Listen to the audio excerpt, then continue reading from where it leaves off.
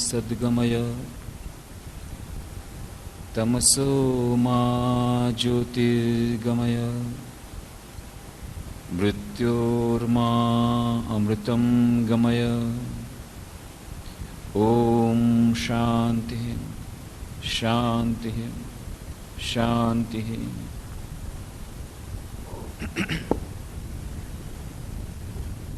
एकाग्रता અને ધ્યાન એ વિષય પર આપણે 183 ચર્ચાઓ કરી છે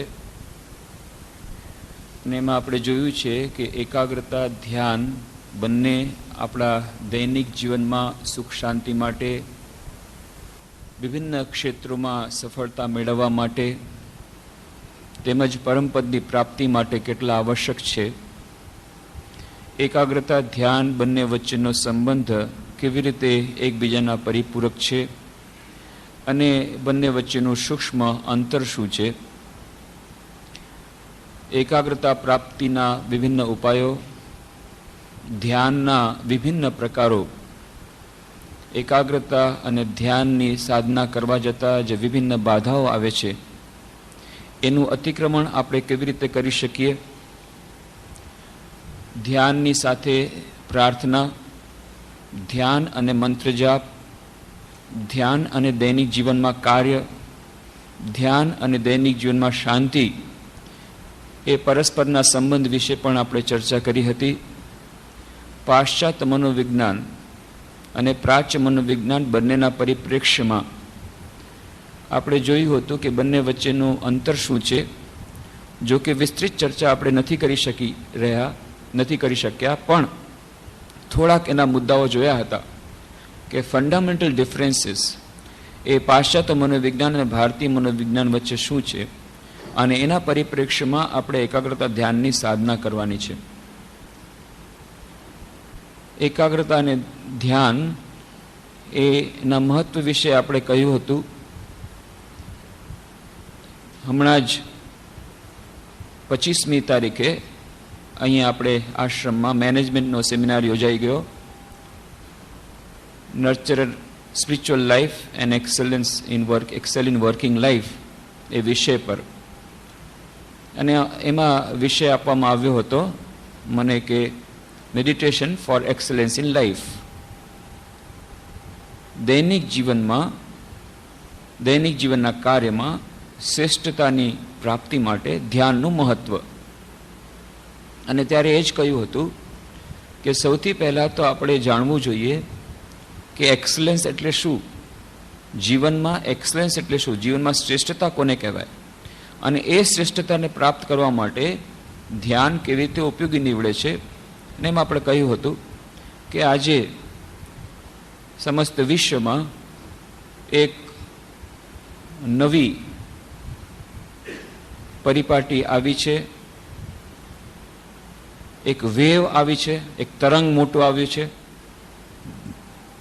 માઇન્ડ બોડી રિલેશનશિપ વિશે, મન અને શરીર વચ્ચેના સંબંધ વિશે ઘણી શોધખોળો થઈ રહી છે। હજારો વર્ષ પહેલાં આપણા આયુર્વેદમાં પણ કહ્યું હતું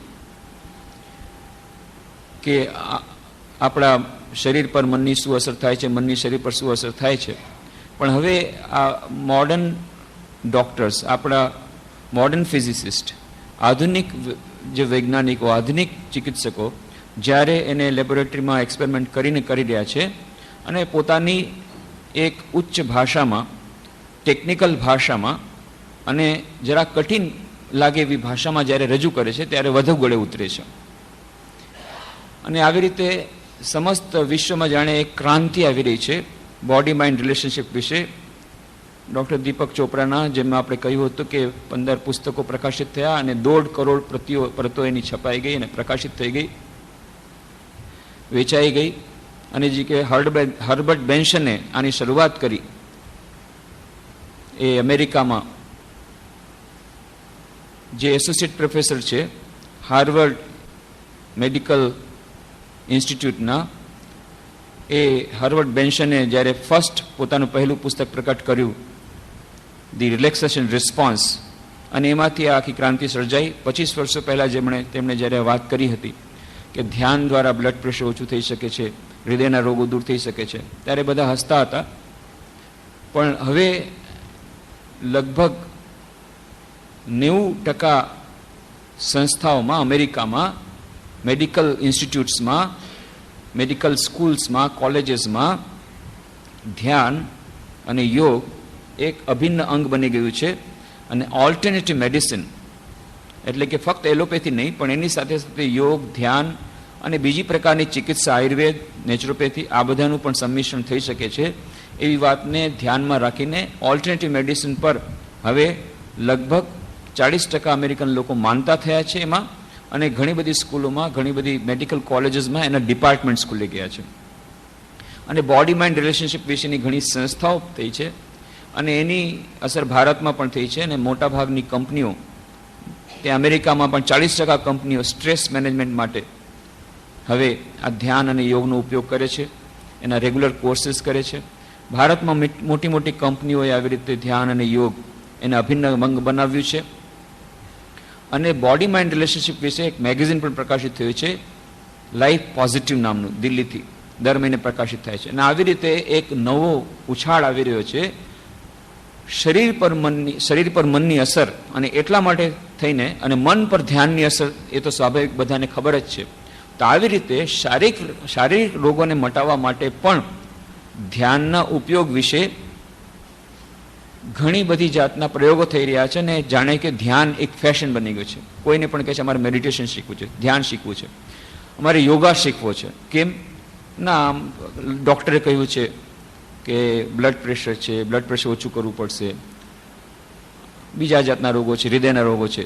તો આવી રીતે શારીરિક રોગો માટે, નિદાન માટે ધ્યાનનો ઉપયોગ બહુ છૂટથી થઈ રહ્યો છે.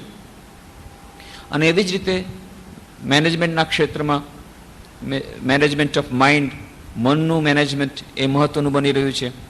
અને સ્ટ્રેસ મેનેજમેન્ટ, વિશેષ કરીને સ્ટ્રેસ મેનેજમેન્ટ માટે, સ્ટ્રેસ મેનેજમેન્ટ એક બહુ જ મહત્વનો વિષય બની રહ્યો છે મેનેજમેન્ટમાં. અને એટલા માટે થઈને એ સ્ટ્રેસ માટે ધ્યાનનો ઉપયોગ, પહેલાં તો એ લોકો વુડુ રોલ્સ અને હેડ ડાયરીઝ, આ ઘણા બધા પ્રયોગો કર્યા. પણ હવે જોઈ રહ્યા છે કે ના, એ બધા ક્ષણજીવી છે, વધુ ટકતા નથી. અને ધ્યાન અને યોગનો એ લોકો ઉપયોગ કરી રહ્યા છે સ્ટ્રેસ મેનેજમેન્ટ માટે. તો જ્યારે આપણે શ્રેષ્ઠતાની વાત કરીએ છીએ, જીવનમાં શ્રેષ્ઠતાની વાત, excellent life is means excellent physical health. ઠીક છે, શારીરિક હેલ્થ, શારીરિક સ્વાસ્થ્ય સારું રાખવા માટે તમે ધ્યાનનો ઉપયોગ કરો, બહુ સારી વાત છે. બીજું છે excellent mind, excellent mental health. માનસિક સ્વાસ્થ્ય પણ અત્યંત આવશ્યક છે. એ હવે ખાસ કરીને જાપાનમાં લોકો સમજી રહ્યા છે. એની આપણે વાત કરી હતી કે હવે એ લોકો સમજી રહ્યા છે. PHP ઇન્સ્ટિટ્યૂટ જે પ્રારંભ કરી માસુશિતા ઇલેક્ટ્રિક કંપનીના ચેરમેન, એમના ફાઉન્ડર માસુશિતા, જેમણે આખી ક્રાંતિ સર્જી, નવા જાપાનને ઊભું કર્યું. બીજા વિશ્વયુદ્ધમાં જે ખતમ થઈ ગયું હતું એમાં સૌથી મોટો ફાળો હતો માસુશિતા અને સોનીના મોરિતાનો. સોનીના જે ચેરમેન હતા, ફાઉન્ડર મિસ્ટર મોરિતા અને મિસ્ટર માસુશિતા. આ જે માસુશિતા, એણે વાત કરી હતી, પુસ્તક લખ્યું હતું નોટ ફોર બ્રેડ એલોન, ઘણા વર્ષો પહેલાં. પણ જાપાનીઝ લોકો એના ઉપર ખાસ ધ્યાન ન આપ્યું. એમણે એક ઇન્સ્ટિટ્યૂટ પ્રારંભ કરી હતી, PHP, અને એક મેગેઝિન શરૂ કર્યું હતું, PHP, P is equal to prosperity. ભૌતિક સમૃદ્ધિ આપણા દૈનિક જીવનમાં એક્સલન્સ માટે ખૂબ જ આવશ્યક છે.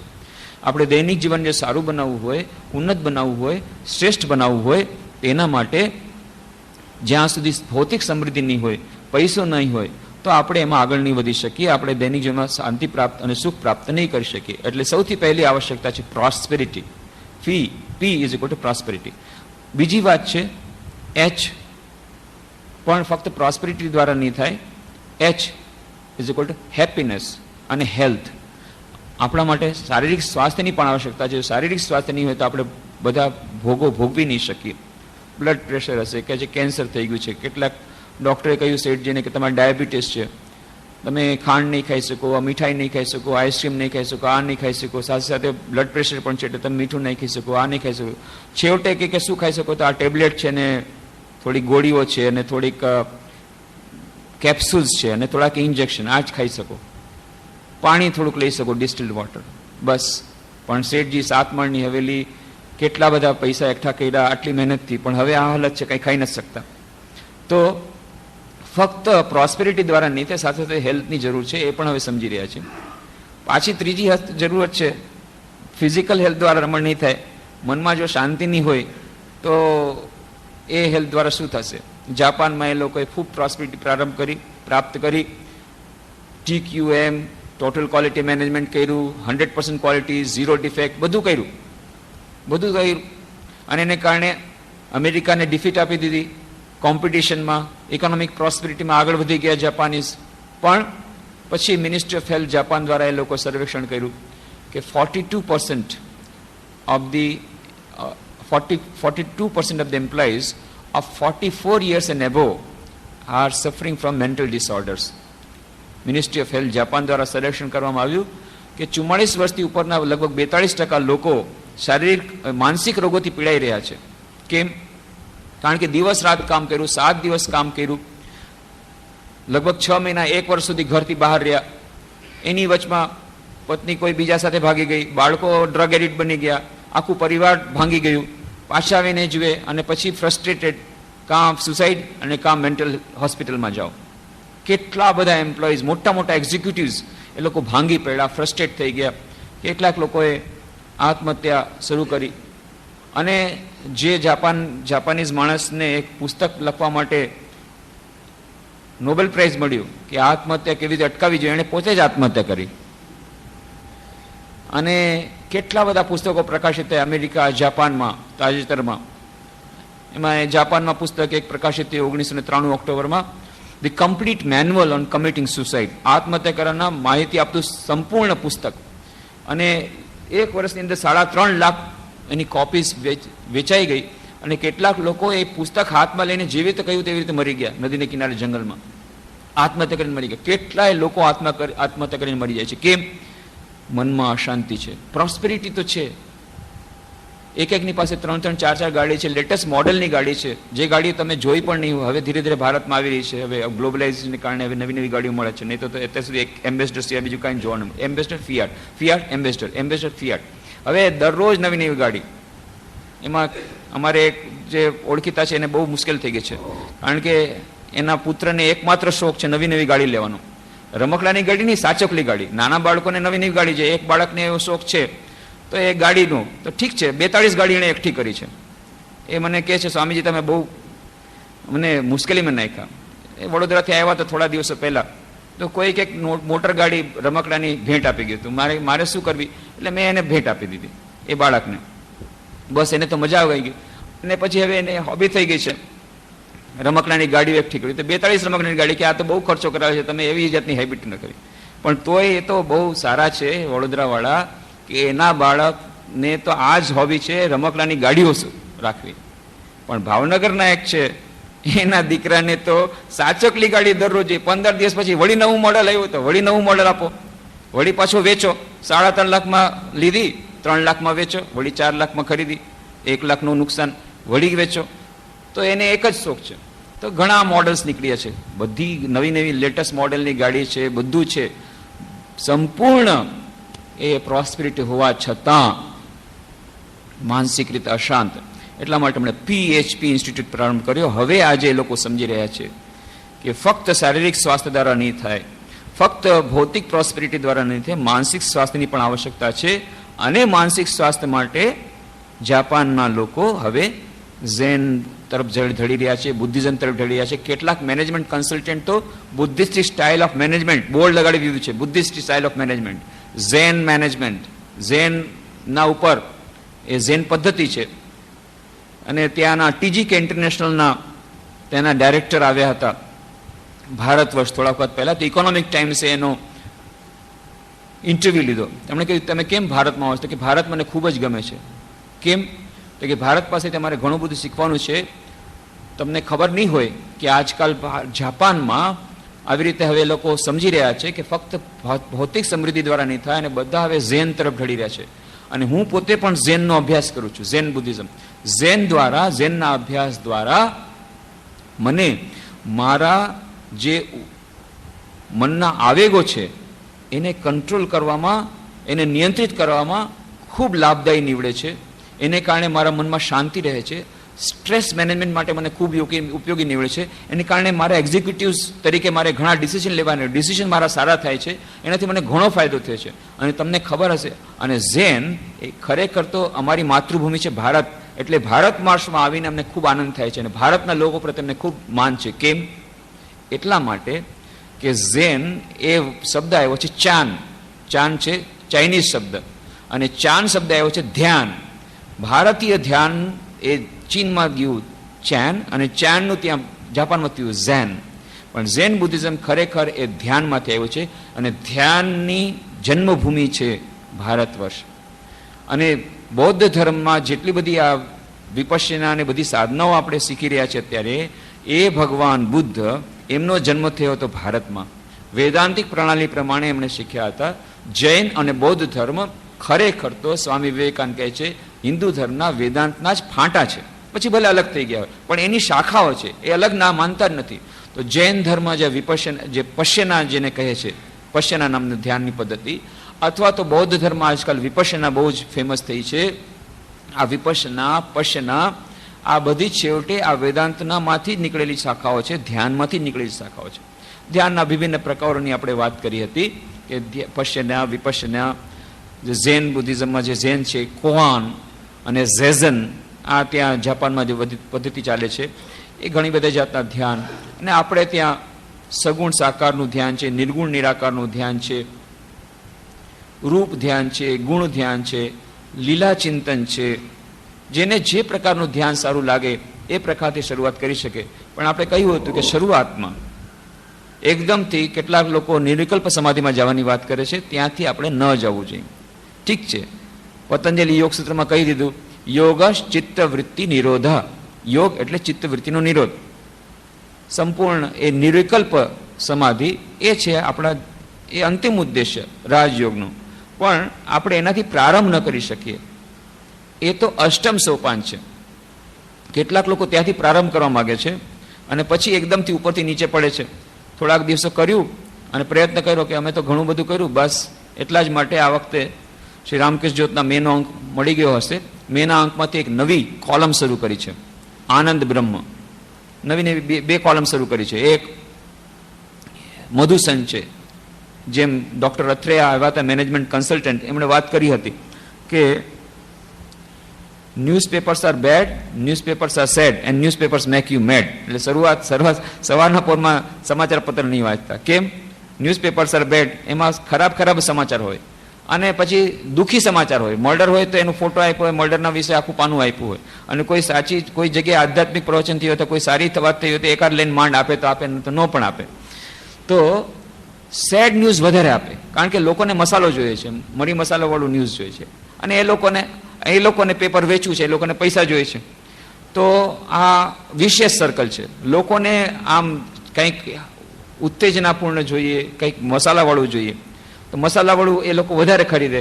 અને પેપરવાળાનું તો એકમાત્ર ધ્યેય છે પૈસા કમાવા, કે સમાજમાં મૂલ્યોનું સિંચન કરવાનું છે. એ બધી વાત એ જૂના બધા સમાચાર પત્રવાળા જે જૂના હતા એ બધા ભૂલી ગયા, એ બધા ચાલ્યા ગયા છે.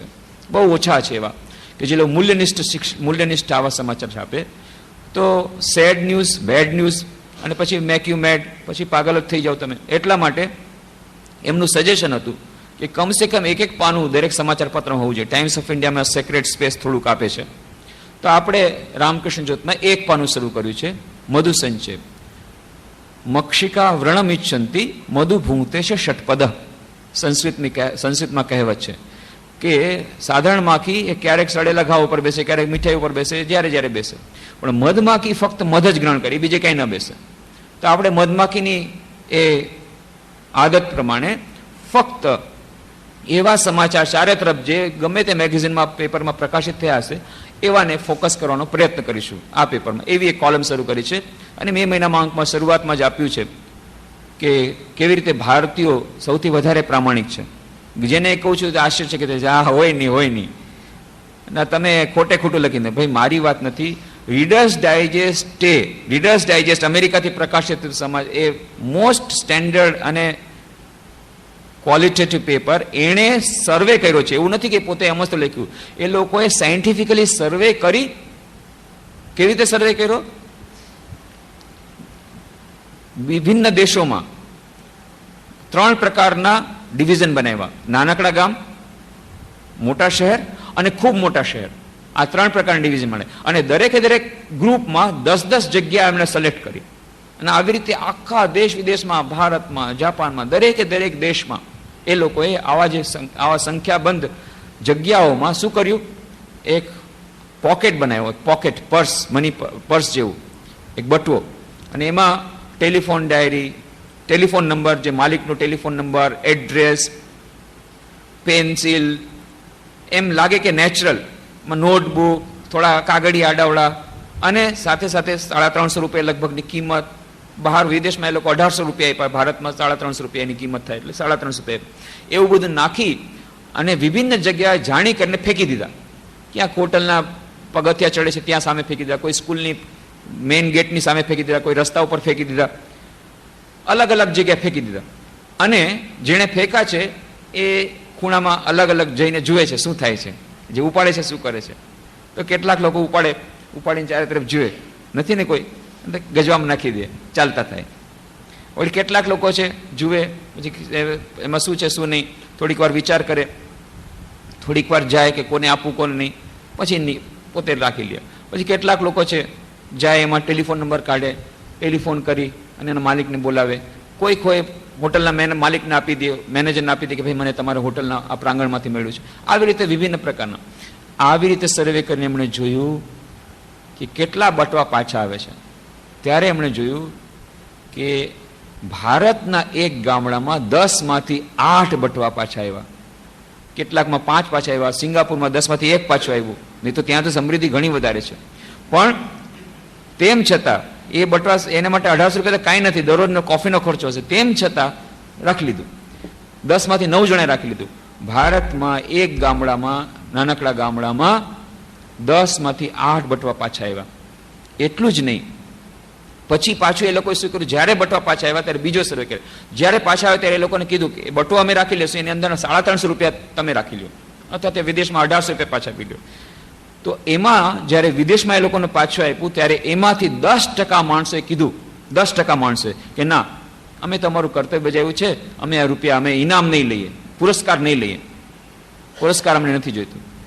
ભારતમાં 74% લોકોએ કહ્યું કે ના, અમે આ ન લઈ શકીએ આમાંથી, આ તો મેં ભગવાનનું કામ છે, અમે ઈશ્વરથી પ્રેરીને કર્યું છે, અમે તો ધર્મપ્રાણ અમારું જીવન છે, એ અમે પારકી અમે કમાઈ ન લઈ શકીએ. આમાંથી ઈમાનદારી એ તો અમારું ધર્મ છે, અમે અમારું માત્ર કર્તવ્ય બજાવ્યું છે, અમે આમાંથી કાંઈ પૈસા નહીં લઈ શકીએ. 74% લોકોએ પાછા પૈસા આપ્યા. અને આવી રીતે લોકો કહ્યું કે ભારતીયો અત્યારે પણ ભલે નેતાઓનું ગમે તે થશે, ગમે તે સ્કેમ દરરોજ પેપરમાં, એટલે જ મેં કહ્યું પેપરમાં જે આવે છે એના ઉપર આપણે બિલીવ ન કરવું જોઈએ, પણ આપણે આપણા દૈનિક જીવનમાં જોવું જોઈએ. દૈનિક જીવનમાં શું થાય છે એના ઉપરથી આપણે પોતે તારવવું જોઈએ કે આપણે ક્યાં જઈ રહ્યા છીએ. કેટલાક વાર આપણે બીજાના ઓપિનિયનથી, બીજાના મંતવ્યથી દોરાઈ જાય છે.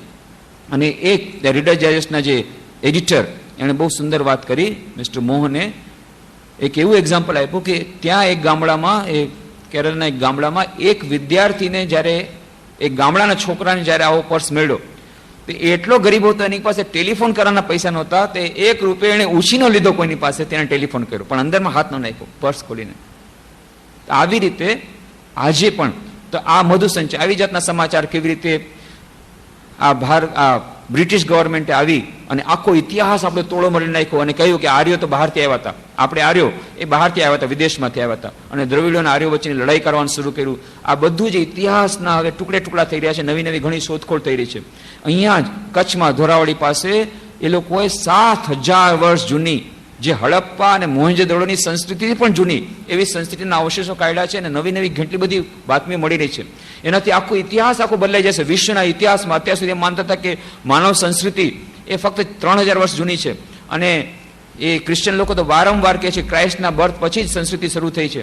આ બધું હવે ધૂળ ધાણી થઈ જવાનું છે થોડાક જ વર્ષમાં. તો આ જે નવી શોધખોળ થઈ રહી છે, હડપ્પા અને મોહેંજો-દડોની સંસ્કૃતિથી પણ જૂની, રોમનની સંસ્કૃતિ તો વાત જ જવા દો, 7000 વર્ષ જૂની સંસ્કૃતિના અવશેષો મળી રહ્યા છે, નવી શોધખોળ ચાલી રહી છે, સેંકડો માણસોમાં કાર્યરત છે. એની થોડી વિગતો આપી છે ને એનો વિસ્તારિત લેખ આખો આર્કિયોલોજીમાં, કેટલું આખું ભારતીય આર્કિયોલોજીમાં ઇતિહાસમાં કેટલું પરિવર્તન થઈ રહ્યું છે, નવા નવા કેટલા ઇતિહાસમાં પુસ્તકો અમેરિકા અને ઇંગ્લેન્ડમાં પણ પ્રકાશિત થઈ રહ્યા છે. લોકો માની રહ્યા છે કે ભારતીય સંસ્કૃતિ સૌથી જૂની હતી, આધ્યાત્મિક સંસ્કૃતિ હતી. આ બધાનો વિસ્તારનો લેખ તો રામકૃષ્ણ જ્યોતમાં પછીથી આપશું, પણ આ મધુ સંચયમાં નાની નાની વાતો હવે પછીના અંકોમાં આપશું કે કેવી રીતે એ કાંતિસેન શ્રોફ, એક્સેલ ઇન્ડસ્ટ્રીઝના ફોર્મર ચેરમેન અને રામકૃષ્ણ મિશનના ખાસ અમારા ભક્ત, આની પહેલા કેટલી બધી દેશની સમસ્યાઓ એમણે હલ કરી છે. સૌથી પહેલા પાણીની સમસ્યા હલ કરી, ફક્ત કચ્છ નહીં આખા દુનિયાને એમણે બતાવી દીધું કેવી રીતે એ સાધારણ ઉપાય દ્વારા પાણીની સમસ્યા હલ થઈ શકે. કચ્છમાં પાણી લઈ આવ્યા અને આવી રીતે જ્યારે જ્યારે સમસ્યા થઈ હતી ત્યારે પછી મુંબઈ અને અમદાવાદ મોટા મોટા શહેરોમાં કચરાનો મોટો મોટો ઢગલો થતો હતો. કચરામાંથી એમણે સોનું કાઢ્યું અને આખો કચરાનો પ્રોસેસિંગ પ્લાન્ટ શરૂ કરી એક નવી દિશા આપી. અને ત્રીજી દિશા હવે એ વીજળી. ઘણા બધા મશીન હોય, મોટર ચાલતી ન હોય, ચોખા દળવાનું મશીન, લોટ દળવાનું મશીન, કેટલા બધા મશીન, નાના નાના મશીન આજકાલ ગામડામાં આવી ગયા, પણ વીજળી વગર ચાલે નહીં અને વીજળી વગર બધું ઠપ થઈ જાય. તો એમણે બળદની શક્તિ દ્વારા વીજળી, બળદ તો બધાને ત્યાં છે, હવે બળદને કહે છે તમે કસાઈ ઘરમાં ન નાખો, કતલખાનામાં ન નાખો, તો શું કરો? અનપ્રોડક્ટિવ છે, ફક્ત ગોબર આપે છે, ગોબર, બીજું કાંઈ નહીં. બળદ શું આપે? અને આજકાલ તો ટ્રેક્ટર આવી ગયા, થોડું હળવળ જાતે. એ બળદને લોકોએ એવી જાતનું એક ઇલેક્ટ્રિકલ ઇન્સ્ટ્રુમેન્ટ બનાવ્યું કે બળદને ચલાવીને જેમ ઘાણીમાંથી તેલ કાઢે એને બદલે ઇલેક્ટ્રિક એનર્જી કાઢી અને ખૂબ જ સસ્તા દરે એ વીજળી ઉત્પાદન કરી રહ્યા છે ગામડે ગામડે. અને એ એક્સપેરિમેન્ટ બહુ સક્સેસફુલ ગયો. ત્યાં કલાલી ગામમાં, વડોદરાની બાજુમાં એમણે એક્સપેરિમેન્ટ કર્યો, બહુ સક્સેસફુલ ગયો. તો આવી સારા સારા સમાચાર એ મધુ સંચયમાં છાપી રહ્યા છે. મે મહિનાથી શરૂઆત થઈ છે. અને એવી રીતે બીજી કોલમ શરૂ કરી, આનંદ બ્રહ્મ. કેમ? કારણ કે સ્વામી વિવેક, આપણે તૈત્તિરીયોપનિષદમાં કહ્યું છે, આનંદો બ્રહ્મેતિ વ્યજાનાત. આનંદથી જ આ બ્રહ્મની ઉત્પત્તિ થઈ, આનંદમાં જ આ બ્રહ્મ રહે છે અને આનંદમાં જ એ જાય છે. આનંદ એ બ્રહ્મ, એ આનંદ સિવાય બીજું કાંઈ નથી. બ્રહ્મ એની ડેફિનેશન આપી. અને એટલા માટે, અને સ્વામી વિવેકાનંદ કહેતા હતા કે you will be nearer to God by being always pleasant, smiling and pleasant than by any prayer in this world. To be happy and smiling always takes you nearer to God than any prayer in this world. તમે હંમેશા જો હસતા મોઢે રહો અને આનંદમાં રહો તો તમે કોઈ પણ પ્રાર્થના કરતા ભગવાનની વધુ નજીક રહો છો. કેમ? એટલા માટે, કારણ કે આનંદ અને બ્રહ્મ એક જ છે. અને કહે છે નિરાશા એ ધર્મ નથી. Despair is not religion, whatever else it may be. To be happy and smiling always takes you nearer to God than any prayer in this world. નિરાશા એ ધર્મ નથી. એ ધર્મ એ બીજું ભલે ગમે તે હોઈ શકે. It may be dyspepsia, પણ it is not religion. એ ધર્મ નથી. ધર્મની પહેલી નિશાની છે તમે આનંદ બની રહ્યા છો. અને એટલા માટે સ્વામીજી એ ઘટના ત્યાં આપી છે આ વખતના મેના અંકમાં કે કેવી રીતે સ્વામીજી ત્યાં જ્યારે અમેરિકામાં હતા, વિદેશમાં, તો ઘણા બધા લેક્ચર્સ આપે, તો ખૂબ ગંભીર ભાષણો હોય. પણ ભાષણો પતી ગયા પછી સ્વામીજી ખૂબ આનંદ કરે, આઈસ્ક્રીમ પાર્ટી કરે, પોતાના હાથે રસોઈ બનાવે, ખૂબ મરચું નાખે, એમાં મરચું વધારે ભાવતું, બધા નાકમાંથી પાણી પડે અને તાલી વગાડે, બહુ સરસ, કેવું સરસ જમાડ્યું આજે. એટલે ખૂબ જોર જોરથી હસે અને ખૂબ આનંદ કરે. ત્યાંના શિષ્યોને આ બધું ગમ્યું નહીં કે ભાઈ જે લોકો ધર્મોપદેશક હોવા જોઈએ એ લોકો તો ખૂબ ગંભીર હોવા જોઈએ, હંમેશા લોંગ ફેસીસ, ખૂબ લોંગ ફેસીસ હોવા જોઈએ, ગંભીર હોવા જોઈએ. અને આ સ્વામીજી કેવા છે? ધર્મોપદેશક છે અને હંમેશા જોર જોરથી હસે છે. એટલે એક દિવસે એક શિષ્યાથી ન રહેવાયું ને કહે, Swami you ought to be little serious, you are religious preacher. Swamiji તમારે થોડુંક સિરિયસ રહેવું જોઈએ, ગંભીર રહેવું જોઈએ, તમે તો ધર્મોપદેશક છો, આ શું હંમેશા હા હા કરીને હસો છો? ત્યારે સ્વામીજી કહે, yes madam, I to become serious when I got stomach ache. Madam તમારી વાત સાચી છે, પણ એવું નથી કે હું હંમેશા આવી રીતે હસું છું. હું પણ ક્યારેક ક્યારેક સિરિયસ બની જાઉં છું જ્યારે મને પેટમાં દુખે છે ત્યારે. તો સ્વામીજી કહેતા, પેટમાં દુખે ત્યારે તમે દિવેલ પીધા જેવું મોટું કરો, શોગી ડાચું કરો, અલગ વાત છે. અને નહીં તો પછી આનંદમાં રહ્યું. કેમ? આપણે આનંદના સંતાન છીએ. પછી એમણે કહ્યું, અમે શું કરવા ગંભીર રહીએ? આનંદના સંતાન છીએ. બ્રહ્મ એ આનંદ સ્વરૂપ છે, એ ઈશ્વર એ આનંદ સ્વરૂપ છે. એ આનંદ સ્વરૂપ આપણે હોઈને પણ નિરાનંદમાં શું કરીશું? આનંદમયના, શ્રીરામ કહે છે કે આનંદમયી, જગન્માતા મારી આનંદમયી છે. આનંદમયીના આપણે સંતાનો હોવા છતાં કેમ નિરાનંદમાં રહીશું? અને સ્વામી વિવેકાનંદ કહે છે એ પરબ્રહ્મ પણ આનંદ સ્વરૂપ છે. આનંદના સંતાન થઈને આપણે બ્રહ્મ સ્વરૂપ છીએ. આપણા અંદર, દરેકની અંદર જે આત્મા છે એ સચ્ચિત આનંદ સ્વરૂપ છે. અનંત જ્ઞાન, અનંત સત અને અનંત આનંદ જેનું સ્વરૂપ છે, તો પછી નિરાનંદમાં કેમ રહેવું જોઈએ? અને એટલા માટે સ્વામીજી ત્યાં સુધી કહે છે કે જે દિવસે તમારે બહુ ગમગીન તમારું મોઢું હોય તે દિવસે ઘરની બહાર નીકળતા નહીં, ઓરડામાં પૂરાઈને રહેજો. કેમ? કારણ કે બહુ ચેપી રોગ છે, ચેપી રોગ છે, ઇન્ફેક્શિયસ ડિઝીઝ છે. તમે જાઓ, 8-10 જણા જો બેઠા હોય અને ખૂબ ગંભીર હોય અને ચિંતામગ્ન હોય અને ગંભીર હોય, ટેન્શનમાં હોય, તમે ત્યાં બેસો, થોડાક વખત તમને પણ લાગે કે ના, આ દુનિયામાં જીવા જેવું નથી, આપણે પણ મરી જાય સાથે, એ લોકો સાથે આત્મહત્યા કરીને 39 લોકો મરી ગયા અમેરિકામાં એકબીજા સાથે. તો એ ઇન્ફેક્શિયસ ડિઝીઝ છે. તમે આનંદના વાતાવરણ જાઓ, પોતાની મેળે મન આનંદિત થઈ જાય છે, પ્રફુલ્લિત થઈ જાય છે. એટલા માટે કહે છે સ્વામીજી કે તમને આ ચેપી રોગને આ ફેલાવવાનો કોઈ અધિકાર નથી. જે દિવસે બહુ ગમગીન ચહેરો હોય, ઘરમાં પુરાઈને રહ્યો, ઓરડામાં પુરાઈને રહ્યો, તો આનંદમાં રહો. તો આનંદની સંતાન, તો આનંદ બ્રહ્મ એક કોલમ શરૂ કરી છે અને એમાં કાર્ટૂન આપી રહ્યા છે. એક કાર્ટૂન જેમ આવતા વખતે આવવાનું છે, હમણાં નહીં, આવતા અંકોમાં આવશું, એ અત્યારથી આઉટ કરી દઉં છું, લીક આઉટ કરી દઉં છું સિક્રેટ. તો એક માણસે કાર્ટૂનમાં બતાવ્યો છે, એક યોગી. આજકાલ તો બધા યોગની બહુ પડી છે ને, યોગ. અને યોગમાં શું કે યોગમાં અમને પાણી પર ચાલતા ક્યારે અમને આવડશે, હવામાં ઉડતા ક્યારે શીખી જશું. એ બધાને સિદ્ધિઓ પાછી જોઈએ છે, કોઈને ઈશ્વર નથી જોતા, બધાને સિદ્ધિઓ જોઈએ છે. તો એમાં બતાવવામાં આવ્યું છે કે એક યોગી પાણી પરથી ચાલતા જઈ રહ્યો છે અને ત્યાં પ્રયોગ બતાવી રહ્યો છે કે જો હું પાણી પર ચાલી શકું છું. એની વાર્તા આપણે શ્રી રામકૃષ્ણ દેવની વાર્તા કહેતા કે સિદ્ધિઓ પાછળ ન જવું જોઈએ. એની વાર્તા શ્રી રામકૃષ્ણ કહેતા કે યોગનું લક્ષ્ય છે અનંત આનંદની પ્રાપ્તિ, અનંત સુખની પ્રાપ્તિ, દૈનિક જીવનમાં સુખ શાંતિની પ્રાપ્તિ, દૈનિક જીવનમાં શાંતિની પ્રાપ્તિ, દૈનિક જીવનમાં એકાગ્રતા દ્વારા આપણા દૈનિક જીવનમાં સફળતાની પ્રાપ્તિ, પ્રોડક્ટિવિટી વધારવાની પ્રાપ્તિ, કુશળતા પ્રાપ્ત, કાર્યમાં કુશળતા વધારવા, એ બરાબર છે. પણ સિદ્ધિ એ આપણું લક્ષ્ય નથી. કેમ? સિદ્ધિથી ડાયવર્સિફિકેશન થઈ જાય, આપણા મૂળ લક્ષ્યથી ચ્યુત થઈ જાય. એટલે શ્રી રામકૃષ્ણ હંમેશા કહેતા કે સિદ્ધિથી સાવધાન રહેજો. પણ કેટલાક લોકો સિદ્ધિ પાછળ જ જાય છે. 2 ભાઈ હતા, તો 2 ભાઈમાંથી એક ભાઈએ યોગની સાધના શરૂ કરી અને એક ભાઈએ કીધું કે ના, હું તો ધંધો કરીશ. બંનેના અલગ અલગ ફાંટા પડી ગયા. હવે 10 વર્ષ પછી અચાનક 12 વર્ષ પછી આ ભાઈ પાછો પોતાના ગામમાં આવ્યો, ખૂબ સાધના કરી, પાછો આવ્યો, અચાનક ભેટો થઈ ગયો. ત્યાં સુધીમાં આ ભાઈ તો એની પાસે લખપતિઓમાંથી તો અબજોપતિ ગયો, તો કરોડપતિ થઈ ગયો. તો પહેલાં તો એને ખબર નહીં પડે કે કોણ છે કોણ નહીં. પછી કે છે હા, ઓલો ફલાણી બિલ્ડિંગ છે, ફલાણીજી. ત્યાં આગળ આ મોટા શેઠજી છે, ત્યારે માંડ પહેલાં પટાવાળા આવવાનો દે કે હા કોણ ભૂખડી બારસ આવ્યો, પછી માંડ પછી આવવા દીધો. પછી ત્યારે આ લોકોને ખબર પડી, આ લોકોને કંઈ ખબર નહીં કે આનો ભાઈ હોઈ શકે. પછી તો બંને ભાઈનો ભેટો થયો, બંને ભાઈ ખૂબ રાજી થયા. પછી કંઈ કે જો 12 વર્ષમાં તે શું કર્યું કે 12 વર્ષમાં જો આપણું નાનકડું મકાન હતું, 2 સ્ટોરીડ બિલ્ડિંગ, આ જો મારી બિલ્ડિંગ જો, આ જો ગાડીઓ જો, આ જો, આ બધું જો, આ જો 12 વર્ષમાં મેં શું કર્યું. અને કે તે શું કર્યું કે તારે જોવું છે, ચાલ હું તને બતાવું, ચાલ. લઈ ગયો, એની સાથે લઈ જઈ અને એક નદીને કિનારે આવ્યા કે તું ઊભો રહે અહીંયા. અને એકદમ પાણી ઉપર ચાલવા માંડી ગયો, નાવ નહીં કાંઈ નહીં, ફટ ચાલવા માંડી ગયો. ટાટા, બીજા કિનાર પરથી ટાટા કર્યો, ફટ ચાલતો પાછો આવી ગયો પાણી ઉપર. જોયું કમાલ.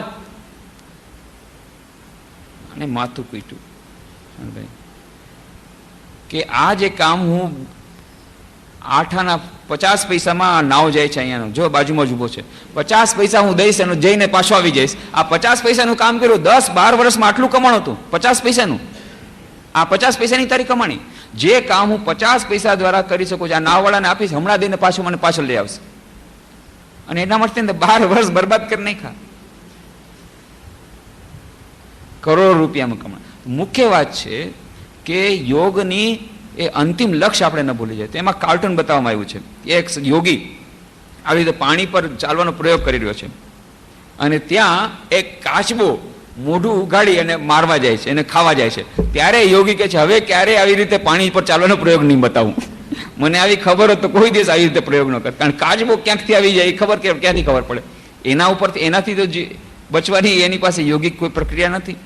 તો આવી જાતના એ કાર્ટૂન છે.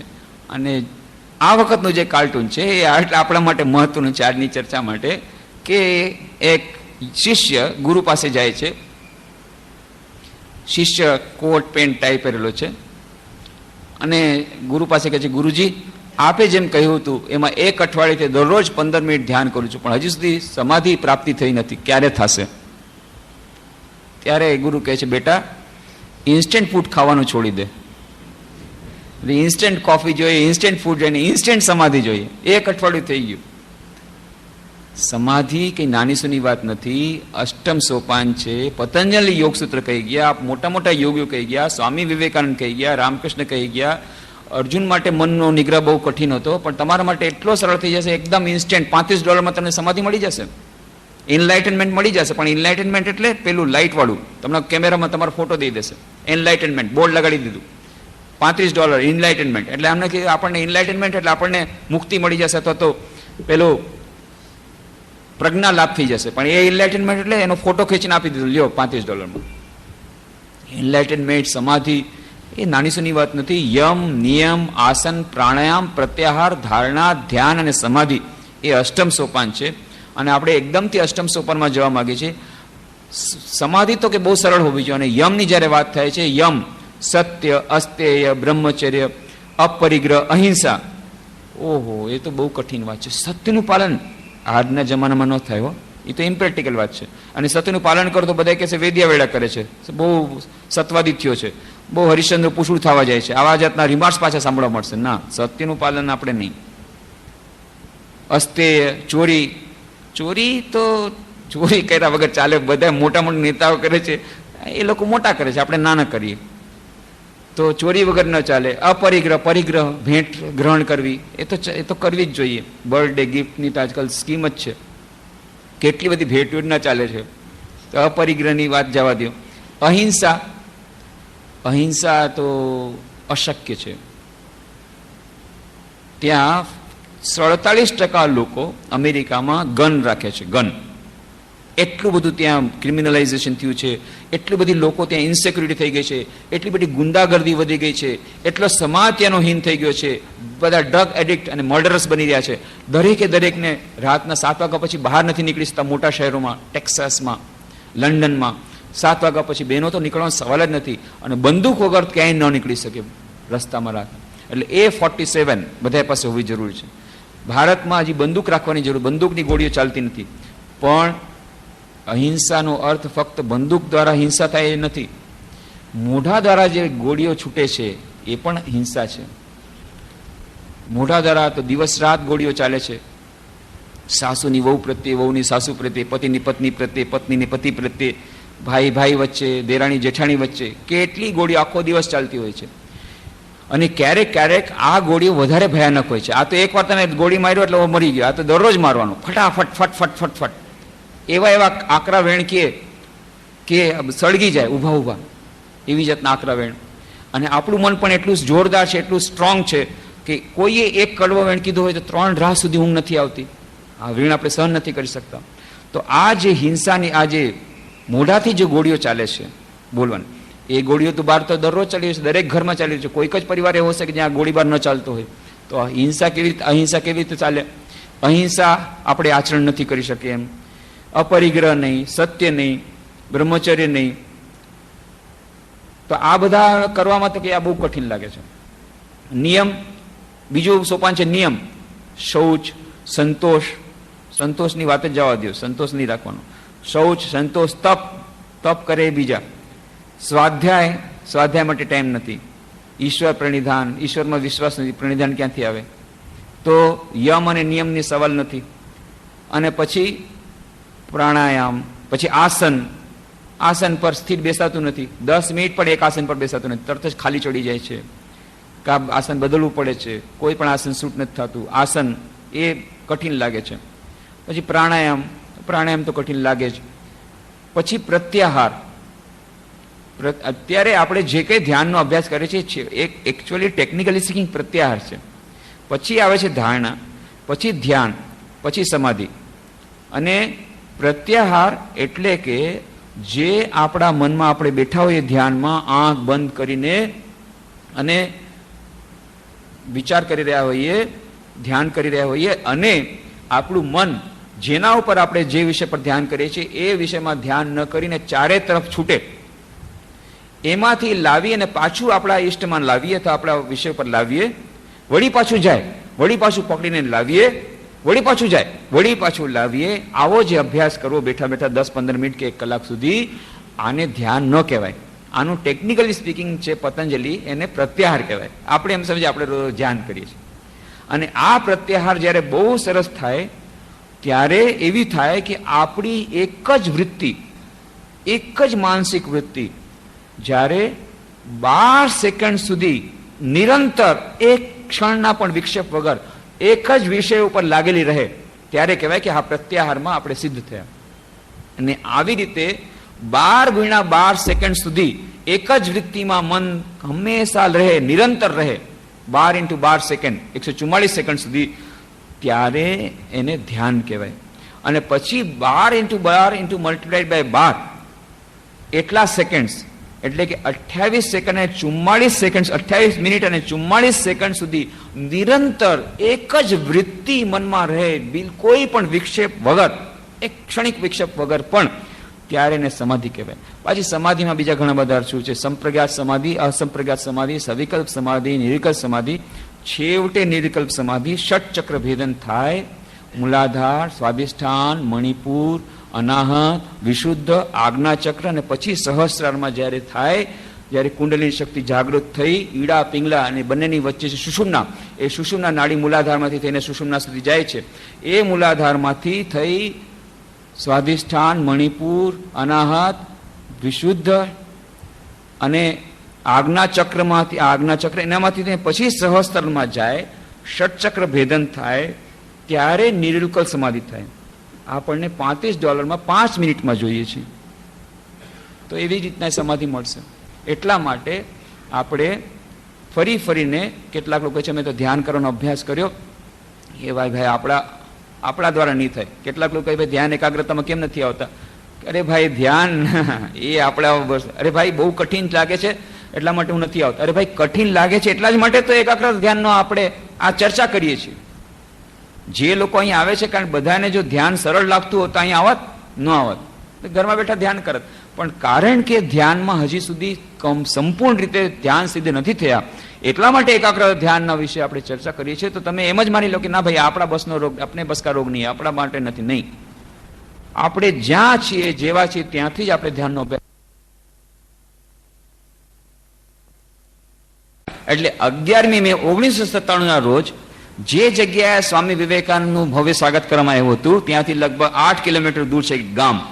એ જ ગામમાં અમે લોકોએ સ્વાગત કર્યું. સ્વામી વિવેકાનંદનો મોટો ફોટો હતો, એક જીપ પર સજાવવામાં આવ્યો હતો, સાથે 2 કે 3 પાછળ ટ્રક હતી. એમાં ત્યાંની સ્કૂલના વિદ્યાર્થીઓ બધા હતા અને બીજા બધા ભક્તો હતા, અને બીજી 4-5 ગાડીઓ હતી. એ બધી ત્યાં સ્વામી વિવેકાનંદનું સ્વાગત કરવામાં આવ્યું. ત્યારે 11મી મે 1897 રોજ સ્વામીજીને ગામડે સ્વાગત કરવા માટે થઈને અલ્મોડાથી કેટલા બધા લોકો ગયા હતા. બદ્રી શાહ અને કેપ્ટન સિવિયર અને મિસિસ સિવિયર, એમના વિદેશી શિષ્યો, આ બધા છેક ત્યાં સુધી ગયા, ગામડે સુધી, અલ્મોડાથી આઉટસ્કર્ટ્સમાં ગામડે સુધી. અને ત્યાંથી બધા ચાલી અને 5 કલાક ચાલી, 6 કલાક ચાલી અને અલ્મોડા બજાર સુધી આવ્યા હતા. અને સ્વામીજીને ઘોડા ઉપર, શણગારેલા ઘોડા પર બેસાડ્યા હતા. તો અમે લોકો એટલું બધું નહોતું કર્યું. અમે લોકો ત્યાં ગામડામાં સ્વાગત કર્યું અને ત્યાંથી પછી બધા ગાડીમાં બેઠા, જરાક મોડર્ન થઈ ગયા. એટલે ટ્રકમાં બધાને બેસાડ્યા, ગાડીમાં બેસાડ્યા, અને એ જીપ ગાડી સ્વામી વિવેકાનંદના ફોટો સહિત આવી અલ્મોડા બજાર સુધી. અને અલ્મોડાની બજાર જ્યાં શરૂ થાય છે ત્યાં સેંકડો વિદ્યાર્થીઓ, બીજા નગરજનો, એ બધા ભવ્ય સ્વાગત માટે તૈયાર હતા. આશ્ચર્ય થાય છે વાંચીને ઐતિહાસિક ઘટના. સ્વામી વિવેકાનંદ જ્યારે બીજી વાર અલ્મોડા ગયા ત્યારે ત્યાંની પોપ્યુલેશન હતી 8,000. અત્યારે તો ઘણી વધી ગઈ છે, 70-80,000 હશે. 8,000 પોપ્યુલેશનમાંથી 5,000 લોકો સ્વામી વિવેકાનંદનું સ્વાગત કરવા ત્યારે અલ્મોડામાં હતા. વિચાર કરો. એ દિવસે આ વખતે પણ 11મી મે 1997 રોજ હજારો લોકો આવ્યા. કેટલા વિદ્યાર્થીઓ, કેટલા મોટા માણસો. એ સાંકડી બજાર, ભાગ્યથી એ રવિવાર હતો એટલે બજારની દુકાનો બંધ હતી, નહીં તો મુશ્કેલ થઈ જાત. પણ એ આખી બજાર લોકોથી ભરાયેલી. અને એની વચ્ચેથી પછી જીપ બહાર રાખી, એ ફોટો એ હાથમાં મેં લીધો, અને પાછળથી બાકી બધા ફોટા આવ્યા. અને બીજા લોકો સંન્યાસીઓ હતા, થોડાક બીજા વિદ્યાર્થીઓ, બધા ભક્તો, બધું પ્રોસેશન, સરઘસ આખું નીકળ્યું, જુલુસ. એ જુલુસ ઠેઠ અંદર સુધી ગયું, બદ્રી શાહના મકાનમાં, જ્યાં સ્વામી વિવેકાનંદ રહેતા હતા. જે જગ્યાએ સ્વામી વિવેકાનંદનું ત્યાં ભવ્ય સ્વાગત કર્યું હતું, ઠીક એ જ જગ્યાએ આ વખતે ફરી પાછો એક ફોટો રાખવામાં આવ્યો. અને જેમ ત્યારે બહેનોએ કેટલા બધાએ ઘરમાંથી લોકોએ પુષ્પવૃષ્ટિ કરી હતી, એવી જ રીતે સ્વામી વિવેકાનંદના ફોટો ઉપર આ વખતે પુષ્પવૃષ્ટિ કરી બધી બહેનોએ. અને જે બધા પહાડી ગીતો બધા ગયા હતા, ત્યાંના લોકગીતો, એ ગીતો બધા બહેનો ગયા. અને સ્વામી વિવેકાનંદને ત્યારે 3 સન્માનપત્ર આપવામાં આવ્યા હતા, એક સંસ્કૃતમાં અને 2 ઇંગ્લિશમાં. ત્યાં નહીં, ત્યારના લોકો તરફથી, એક બદ્રી સાહેબ તરફથી, એક અલમોડા લોકો તરફથી અને એક સંસ્કૃતમાં જે સન્માનપત્ર આપવામાં હતા. તો જે સન્માનપત્ર સ્વામી વિવેકાનંદને ત્યારે આપવામાં આવ્યું હતું, એ સન્માનપત્ર હિન્દીમાં એને પાઠ કર્યો અત્યારના અલમોડાના મ્યુનિસિપાલિટીના ચેરમેને એનો પાઠ કર્યો. જેવી રીતે ત્યારે સ્વાગત કરવામાં આવ્યું એવી રીતે સ્વામી વિવેકાનંદના ફોટોને સંભળાવવામાં આવ્યું. અને સ્વામી વિવેકાનંદે એ સ્વાગતના ઉત્તરમાં ત્યારે અલમોડામાં જે ભાષણ આપ્યું હતું, જે ઉત્તર આપ્યો હતો, એનો પાઠ હું કર્યો સ્વામી વિવેકાનંદ વતી, એમનો ફોટો બાજુમાં રાખીને. અને એ બહુ સુંદર એમાં વાત સ્વામીજી કરી છે કે હિમાલયના પ્રત્યેની એમની ભક્તિ એમને બતાવી છે કે હિમાલય એટલે શું, આપણી સંસ્કૃતિનું કેવું મોટું પ્રતીક છે. એ લેક્ચર પણ પેલો મોટા અલમોડામાં આખો લેક્ચર મળશે, નાનકડો લેક્ચર. પણ ત્યારે રાત પડી જવા આવ્યું એટલે સ્વામીજી સંક્ષેપમાં બોલ્યા. અને પછી ત્યાંથી એ જુલુસને પૂરું થઈ ગયું. અને ત્યારે એ જે આખું વાતાવરણ હતું સર્જાઈ ગયું હતું, આ તરફ બહેનો બધી ગીતો ગાઈ રહી છે, આ તરફ ઉપરથી પુષ્પવૃષ્ટિ થઈ રહી છે, આ તરફથી બધા જય બોલાવી રહ્યા છે. એક અદ્ભુત દિવ્ય વાતાવરણ સર્જાઈ ગયું હતું. અને શંખ ફૂંકી રહ્યા છે, કોઈ ઘંટી વગાડી રહ્યા છે, એક આખું દિવ્ય વાતાવરણ થઈ ગયું હતું. એવું લાગ્યું કે જાણે સ્વામીજી ફરી પાછા પધારી ગયા. અને એટલા માટે મેં પોતાના ભાષામાં કહ્યું પણ ખરું કે સ્વામીજી અલમોડા 3 વાર આવ્યા હતા. 1897માં, 1890માં પહેલી વાર, બીજી વાર 1897 100 વર્ષ પહેલા, અને 1898માં ત્રીજી વાર આવ્યા હતા. અને મને એમ લાગે છે કે ચોથી વાર આજે સ્વામીજી પધારી રહ્યા છે સૂક્ષ્મ રીતે. અને સ્વામીજી કહ્યું હતું પણ ખરું કે કદાચ એવું બની શકે કે હું આ દેહને જૂના વસ્ત્રની માફક ત્યાગી દઈશ, પણ ક્યારે હું કાર્ય કરતો નહીં અટકું. જ્યાં સુધી જગતમાં એક વ્યક્તિ એવી છે કે એને દિવ્યતાની પ્રાપ્તિ નથી થઈ, ત્યાં સુધી હું અવિરત કાર્ય કરતો રહીશ. આ સ્વામી વિવેકાનંદની વાત એ જાણે ત્યાં એની અનુભૂતિ થાય કે આજે પણ સ્વામી વિવેકાનંદ સૂક્ષ્મ રૂપે હાજર છે. એની સૂક્ષ્મ અનુભૂતિ એ ઘણા લોકોને થઈ. અને મેં કહ્યું પણ ખરું કે આજે સ્વામીજી ચોથી વાર અલમોડા પધારી રહ્યા છે. અને પછી ત્યાંથી જુલુસ પાછું બધા લોકો ગયા. બાજુમાં જ એ બજારના અંતમાં છે રામજી ઇન્ટર કોલેજ, ત્યાં મોટો હોલ હતો. એ પબ્લિક મિટિંગ ત્યાં થઈ, જાહેર સભા થઈ, ઘણા લોકો હતા, વિદ્યાર્થીઓ પણ ઘણા હતા. એ લોકોએ આ સેન્ટેનરી સેલિબ્રેશન માટે થઈને જે પ્રતિયોગિતાઓ કરી હતી, ભાષણ પ્રતિયોગિતા, રેસિટેશન કોમ્પિટિશન, એસે કોમ્પિટિશન, આ બધાની પ્રાઇઝ ડિસ્ટ્રીબ્યુશન પણ રાખ્યા હતા. તો ત્યારે એ જૂના યુપીના ગવર્નર, એક્સ ગવર્નર બીડી પાંડે, એ અત્યારે અલમોડામાં જ રહે છે.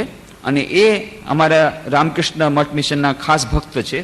એ આ સ્વામી વિવેકાનંદની આ જે સેન્ટેનરી કમિટીના અધ્યક્ષ હતા, એટલે એ પણ બેઠા હતા. મ્યુનિસિપાલિટીના ચેરમેન હતા, બીજા પણ થોડાક લોકો હતા. મારે મુખ્ય ભાષણ આપવાનું હતું અને સ્વામી રુદ્રાત્માનંદજી મહારાજ હતા. એ બધું આખો પ્રોગ્રામ લગભગ 3 કલાક ચાલ્યો, એ રાતના 11મી તારીખ સુધી. પછી 12મી અને 13મી તારીખે ઘણી બધી સ્કૂલ કોલેજમાં જવાનું થયું. સ્વામી વિવેકાનંદ વિશેની વાત, સ્વામી વિવેકાનંદ 1897માં ત્યારની અલમોડાની ઇન્ટર કોલેજમાં, એનું નામ હતું ત્યારે જિલ્લા સ્કૂલ, એ 100 વર્ષથી વધારે જૂની સ્કૂલ છે. જે જિલ્લા સ્કૂલમાં સ્વામી વિવેકાનંદે 2 ભાષણ આપ્યા હતા 1897માં. એમાંનું એક ભાષણ સ્વામીજીએ પહેલી વાર પોતાના જીવનમાં હિન્દીમાં ભાષણ આપ્યું. Vedic religion in theory and practice, આ છે સબ્જેક્ટ. અને આ વિષય પર સ્વામી વિવેકાનંદે ઇતિહાસમાં પોતાના જીવનમાં પહેલી વાર હિન્દી ભાષણ આપ્યું. અને સ્વામીજી પોતાના પત્રમાં લખે છે કે બધાને ખૂબ જ ગમ્યું અને કે મને પણ ખાતરી નહોતી કે હું આવી રીતે સરસ હિન્દી બોલી શકીશ. આટલું સુંદર સ્વામીજી હિન્દીમાં ભાષણ આપ્યું હતું.